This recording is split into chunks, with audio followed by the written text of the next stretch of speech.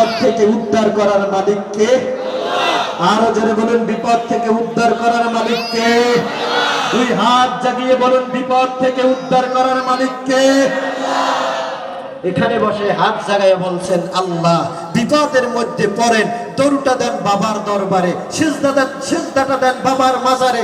আপনি বিপদের মধ্যে পড়েছেন, আল্লাহ সন্তান দেয় না, যাই নামাজ আপনার চোখে বাজে না, আগে দৌড় দেন মানুষের দ্বারে, আগে দৌড় দেন মাজারে। এমন লোক আমাদের সমাজে আছে না নাই?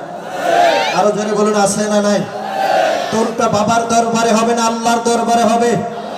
দৌড়টা মাজারে হবে না আল্লাহর দরবারে হবে? আপনারা আবার বললেন না হুজুরে মনে হয় পীর মুরিদের বিরোধী। না, যারা আপনারা বিপদে পড়লে আগে আল্লাহকে না ডেকে আগে মাজারে যান, সিজদা দেন, কপাল ঠেকান, চুমু দেন, এটা শরীয়ত সমর্থন করে? কথা বলেন, শরীয়ত সমর্থন করে?